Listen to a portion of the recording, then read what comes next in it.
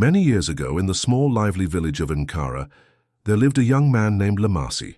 From the time he was a little boy, everyone could tell Lemasi was different. While the other boys spent their afternoons playing football on dusty fields, chasing tires down rough paths, or wrestling in the sand, Lemasi stayed indoors.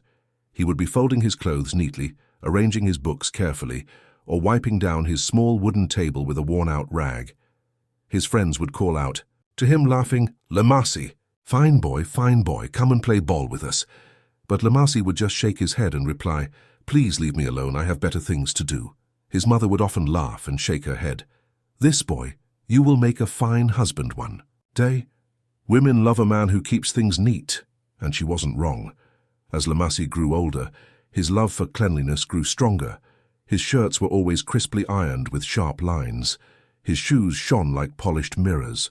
His room looked like a showroom, spotless, everything in its perfect place. By the time he started working and moved into his own small apartment, it became his sacred space. Rules were strict. No shoes allowed inside. No eating outside the dining area. No touching anything without permission. Even his closest friends were rarely invited over. If anyone wanted to meet Lemasi, it had to be outside, a restaurant, a garden, a bar, anywhere but his home. One day, when a friend finally convinced him to allow a visit, he walked through Lemasi's front door and froze. "Brother Lemasi, are you sure you live here? This place looks like a museum." Lemasi only laughed.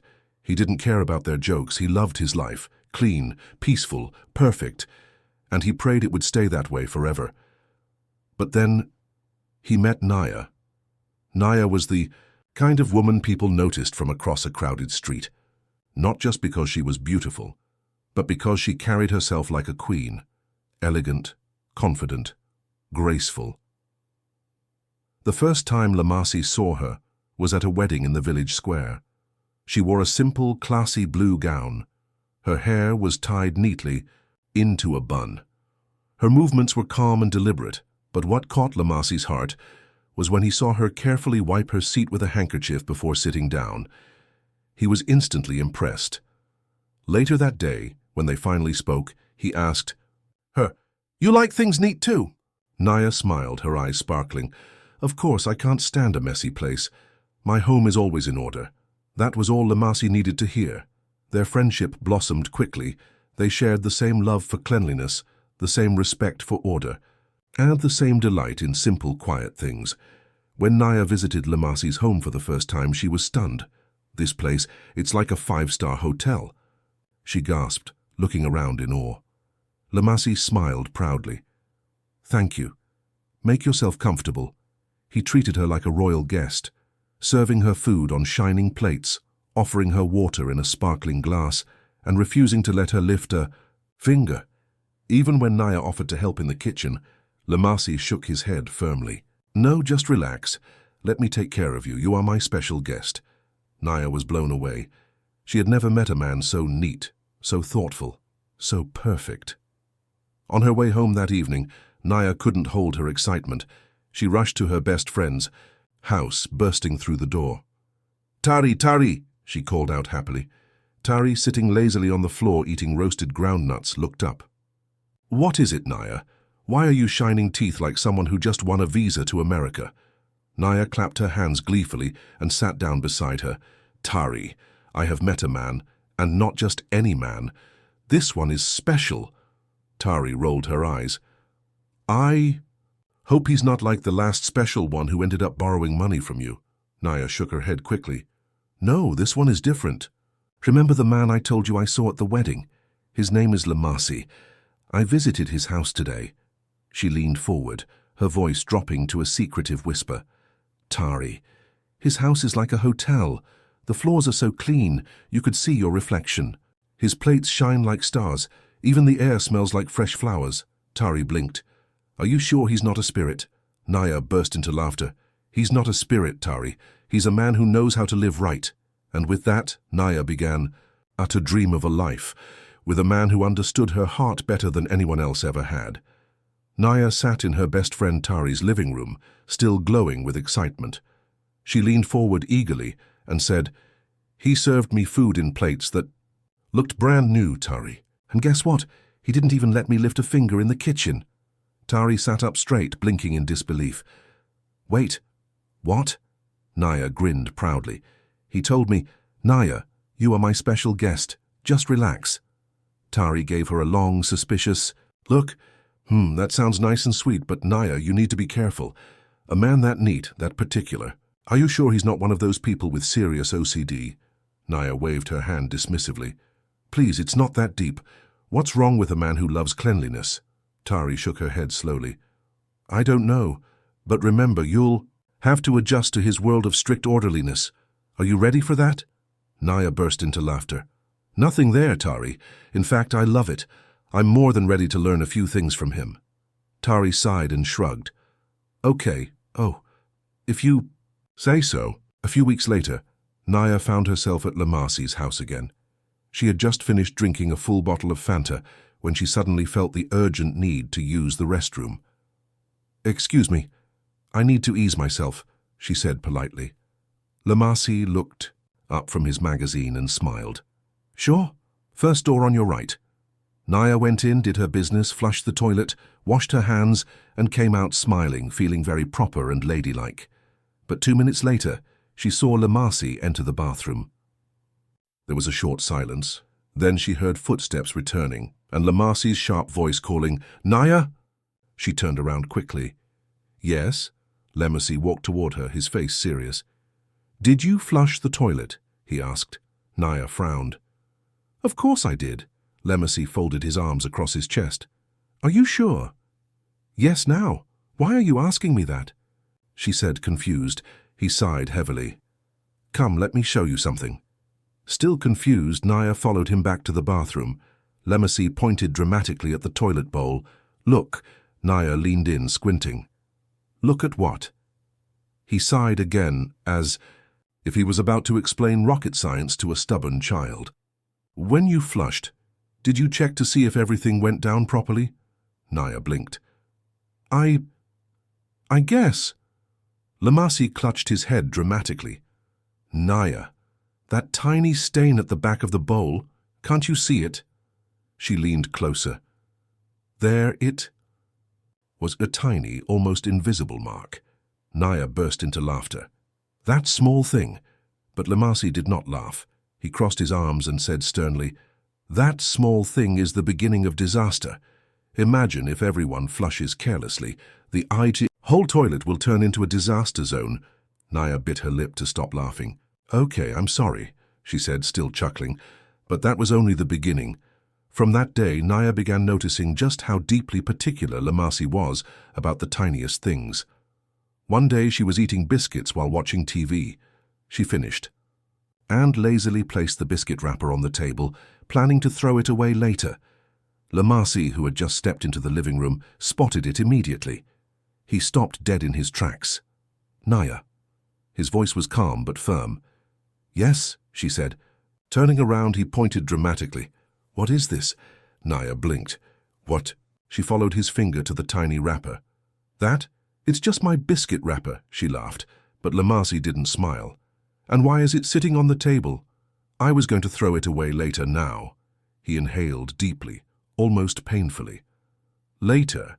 Naya, if you leave it now, tomorrow another wrapper will join it. Then next week rats will come and start holding meetings in my living room. Naya rolled her eyes. It's just one wrapper, not a garbage dump. That's how it starts, Lemasi insisted seriously. Naya stood up, picked up the wrapper and tossed it into the trash bin. Lemasi finally relaxed. Thank you, he said, as if she had just saved the house from a disaster. Another time, after a meal, Naya used a toothpick and left it on her plate. Lemasi spotted it like a hawk. Naya, why is there a toothpick sitting there? Naya groaned. It's just a toothpick, Lemasi. It's disorganization, he corrected sharply. Little things become big messes. It got to the point where Naya started feeling like she was visiting a military camp whenever she came over. One day, without thinking, she entered the bathroom, wearing her slippers. When she came out, Lemasi's eyes widened in horror. Naya, did you wear your slippers into the bathroom? Yes, she said innocently. Lemasi froze. No, no, no, no, no, no, you don't do that. The wetness from the bathroom will stick to the slippers, and you'll walk around the house with wet footprints. Soon dust will stick to them. Then the house will be dirty. Naya stared at him. He wasn't joking. He looked genuinely distressed, like she had just unleashed a flood into his sacred temple. She couldn't help but laugh inside. But deep down, a small question began to form. Could she really live her whole life like this? Naya stared at Lemasi. "Ah, is that really a problem?" she asked, still not believing he could be so serious about such a tiny thing. "Yes, it is." "Lemasi," said firmly, crossing his arms. Naya sighed. "Sorry, oh, don't be offended." So at first, she found his obsession with neatness amusing. Cute, even, but slowly, quietly. Exhaustion began to creep in. Could a person really live their whole life like this? The signs were there from the beginning. She had just refused to see how deep it ran, or maybe she believed she could live with it forever. By the time they got married, Naya had learned Lemasi's ways. She had trained herself to obey the invisible rules carved into the walls of their home. No shoes in the sitting room, no biscuit wrappers left on tables, and above all, flush the toilet properly and check twice. She had mastered the art of a spotless house, and Lemasi was at peace. Everything was perfect, until pregnancy happened. At first, it was beautiful. The news of expecting a child filled their small home with excitement. They shopped for baby clothes together. Lemasi massaged her feet even when they weren't swollen. He made her pepper soup before she even asked. He smiled more, held her hand more. Their love deepened, but soon the real struggle began. Pregnancy drained Naya in ways she never expected. She became constantly tired. She could no longer wake up early to sweep or clean. She dragged herself around the house like a weary cat. Dirty dishes began to sit in the sink for hours. Unfolded clothes remained piled on the bed for days. And worst of all, she started keeping a spitting bowl beside their bed. The first time Lemasi saw it, he nearly fainted. "Naya, what is this?" he cried, his eyes wide with horror. Naya yawned lazily. "It's my spitting bowl." "Your what?" "My spitting bowl. Nah, I don't like getting up every time. This makes it easier," she said matter-of-factly. Lemasi stared at the plastic bowl like it was a loaded gun. "Easier to spit inside?" Naya only nodded, already half asleep again. Lemasi squeezed his face in agony. "Naya, I cannot live like this."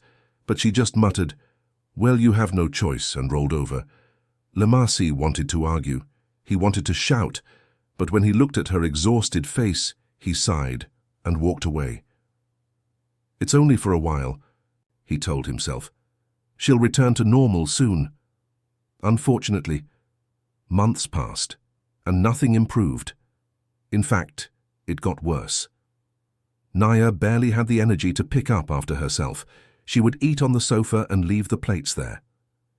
Crumbs scattered across the floor like little messengers of doom. Wet towels lay forgotten on chairs. Shoes wandered around the sitting room like stray goats. Lemasi tried his best to be patient. "Pregnancy is hard," he whispered to himself every night. "Just endure a little longer." But patience, too, has limits.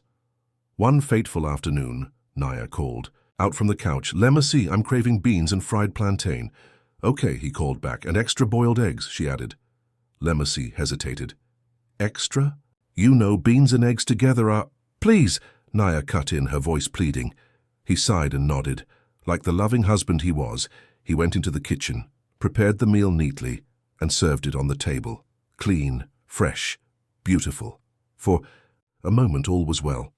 They sat eating peacefully, enjoying each other's company, but then disaster struck. Naya felt a strange bubbling in her stomach, a familiar, dangerous pressure. It was gas, flatulence. She knew it was coming, and she was too tired to get up and ease herself properly. "I'll just release it silently," she thought. "No one will even notice." But what Naya didn't know was that the gas had other plans. She shifted slightly on her seat, lifted one thigh carefully, and what followed was not silence. It was thunder, A loud, rumbling explosion shook the very table they sat at. It was the kind of sound that makes people question their life decisions, the kind of sound that shakes ancestors awake. And with the sound came the smell. Oh, the smell. It was not a normal smell. It was the furious, vengeful stench of beans, eggs, and regret. Even Naya herself clutched her chest in shock. Lemasi dropped his spoon. His eyes widened. His mouth opened, but no words came out. For a long, heavy moment, they simply stared at each other across the table, both unsure whether to laugh or cry. The clean, perfect, sacred dining room was now filled with the thick, undeniable smell of human betrayal. And at that very moment, deep in his heart, Lemasi realized something. His perfect world was slipping beyond his control. The thick, terrible smell of beans and eggs filled the dining room like a poisonous cloud. Lemasi dropped his spoon in horror, his eyes widening as his stomach twisted violently. "Naya!" he screamed, backing away from the table as if it were cursed. Naya covered her mouth in shock. "Oh my God! I didn't know it would be that bad," she gasped. Lemasi pushed his chair back with force. You did this while we were eating!" Naya blinked innocently. "Where did you expect me to go?" "You could have gone outside," Lemasi shouted. "You could have warned me. You could have—" "It's just gas, Naya cut in defensively. "I didn't have the strength to get up." Lemasi clutched his head in frustration. "Just gas, just gas. Naya, do you know what you have done? This is not gas. This is biological. Warfare!" Naya burst into laughter, wiping tears from her eyes.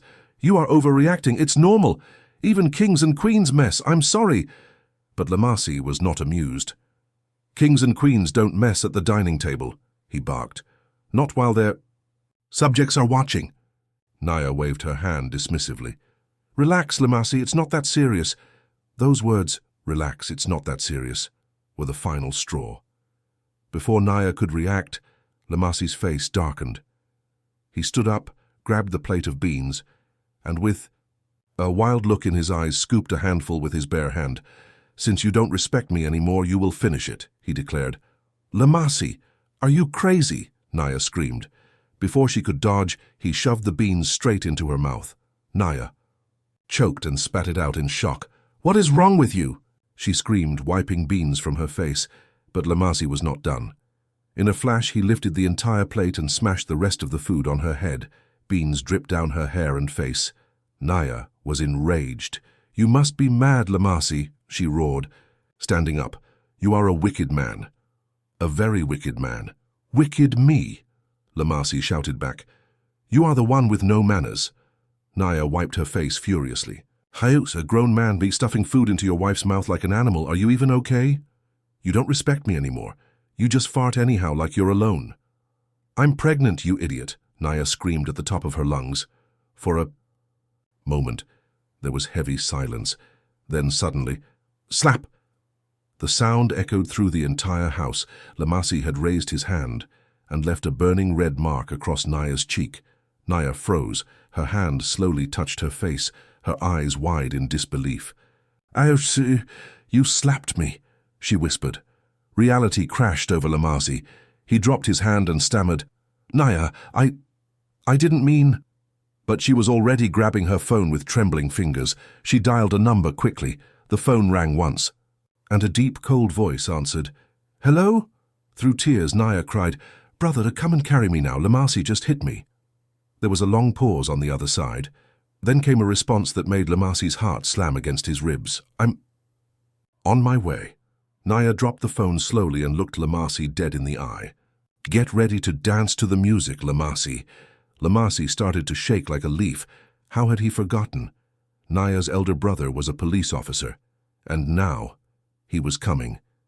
Within 30 minutes, a police van screeched to a stop in front of Lemasi's house. The loud siren wailed, echoing down the streets of Nkara village. Neighbors peeked through windows. Curious, 4 policemen jumped out like action heroes from a movie. One of them, Inspector Chukudi, a giant of a man with a round belly and no patience, marched up to the door. "Go, go, go! Knock it down if he doesn't open," he shouted. Inside, Lemasi was sweating bullets. He turned to Naya desperately. "Please tell them to go back, please." Naya folded her arms and smiled coldly. "Are you not going to force-feed me more beans again?" Before he could beg further, bang! The door burst open with a mighty kick. Inspector Chukudi stormed in, pointed at Lemasi and bellowed, "You hands up, you are under arrest for domestic violence." Lemasi tried to explain, "Officer, please let me—" "Shut up!" Chukudi barked. The officers grabbed him like a stubborn goat and dragged him outside. The neighbors gasped in shock. "Lemasi, that fine boy? What happened?" someone whispered. "He beat his pregnant wife," another man replied in a low voice. An old woman, Mama Juma, clapped her hands and said, Ain, because of what?" "Because she messed." Mama Juma paused and then burst into laughter so hard she nearly fell over. By the time Lemasi was thrown into the police van, half the street was already laughing. Inside the van, Lemasi sat miserably, handcuffed. The officer in the passenger seat turned and said, "You slapped your pregnant wife because of small mess? Shame on you." The driver laughed. "My brother, you will see women vomiting, rolling on the floor, even fainting during pregnancy. But you cannot even handle." "Small mess." The officer shook his head again, disappointed. "Instead of thanking God for your wife's healthy stomach, you beat her." Lemasi tried to defend himself. "I was just angry. I like order, neatness, and she spoiled everything." The officer gave him a hard look, then sighed. "Lock him up." "Sir, please don't do this," Lemasi begged. "Let him stay there. Maybe sense will enter his head," the officer said flatly. Before Lemasi could say another word, the officers grabbed him and dragged him out. They threw him into a tiny, filthy, smelly cell. The walls were cracked, the floor was wet, and the stench of old sweat and urine hung heavy in the air. And that was how Lemasi, the neatest man in Nkara, ended up in the dirtiest place on earth. Because of one loud mess. For 2 long weeks, Lemasi slept on a thin, stinking mat. He listened to strange men snore, cough, and talk nonsense in their sleep. He ate tasteless food and washed with brown water. By the time he was finally released, Lemasi was a changed man. His once smooth skin was rough. His hair, once neatly brushed, was messy and wild, but the worst was yet to come. The moment he stepped outside the police station, he froze. Waiting for him was a large crowd, elders, women, community youths, all gathered with stern faces. "Die." Youth leader Obasi stepped forward. "Lemasi," he said in a deep voice, "you know our laws." Lemasi's heart sank into his stomach. In the village of Nkara, fighting, especially raising a hand against a woman, was strictly forbidden, the punishment severe. Obasi lifted a long, heavy cane high in the air. "The law says 40 strokes," he declared. Before Lemasi could protest, 4 strong young men grabbed him and pinned him down in front of everyone. The first stroke landed on his back with a loud whack. Lemasi's body stiffened. His eyes widened in agony. By the 10th stroke, he was shouting. By the 20th, he was begging. By the 40th, he could barely breathe. He lay on the ground, broken and humiliated, the world spinning around him. Naya watched from the side, tears stinging her eyes. It broke her heart to see him suffer like this, but she knew it had to be done. If she forgave him too easily, he might never truly change. She stepped forward, wanting to reach for him, but the youth leader, Obasi, stopped her with a gentle hand. "No, let him feel it," he said. "Let him remember this pain every time he thinks of raising his hand against a woman." That night, Lemasi lay face down on their bed, his back still burning from the punishment. Naya sat beside him, gently nursing his wounds. "I'm sorry," she whispered. Lemasi turned his head weakly. "Sorry? For what?" "For everything. For making you so angry." Lemasi sighed painfully. "No, Naya. I should be the one apologizing." She smiled softly. "Shall you have been punished enough, Lemasi? But you need to understand something." She placed a hand gently on his battered back. "You are no longer a bachelor," she said quietly. "You are a husband. Soon, you'll be a father." The words hung heavy in the air. Simple, but powerful. In that moment, Lemasi realized life was no longer about spotless floors and sparkling plates. It was about love, forgiveness, patience, sacrifice. It was about building a home, not just a house. And if he wanted to truly be a husband and father, he would have to learn how to live with a little bit of beautiful, messy imperfection. Home is not a museum, Naya said softly, rubbing her round belly. It is a place of love, patience, and understanding. Lemasi sat beside her, nodding slowly like an obedient schoolboy. Naya smiled warmly. Lemasi, when the children come, I see the house will be messy. They will pour food on the floor. They will write on the walls. They will scatter everything and even break plates. Lemasi groaned. Do they really have to do all those things? Naya laughed gently. They are children, that's what they do. Will you beat them every time they make a mess? Lemasi sighed deeply. He had never thought about it like that. If he couldn't even handle Naya's pregnancy mess, how would he survive the twin boys they were expecting? He reached for her hands and held them tightly.